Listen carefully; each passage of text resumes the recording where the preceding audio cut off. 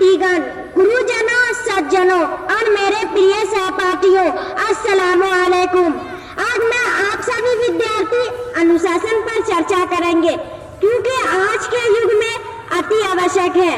जी मनुष्य एक सामाजिक प्राणी है और किसी समाज के विकास में मनुष्य की महत्वपूर्ण भूमिका होती है, क्योंकि अनुशासन ही मनुष्य को श्रेष्ठता प्रदान करते हैं तथा उसे उत्तम स्थान दिखाने में सहायता भी करते हैं। विद्यार्थी जीवनों में तो उसकी आवश्यकता और बढ़ाती है, क्योंकि ये वो समय होता है जब व्यक्ति तत्व निर्माण प्रारंभ होता है।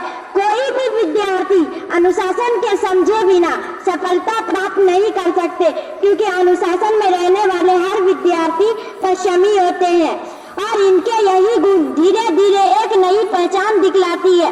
अनुशासन केवल विद्यार्थियों के लिए आवश्यक नहीं, परंतु कहा जाता है कि विद्यार्थी जीवन ही से नियम अनुसार चलने की आदत पड़ जाए तो शेष जीवन राह सुगम हो जाती है। यही विद्यार्थी आगे चलकर देश की राह संभाल लेंगे।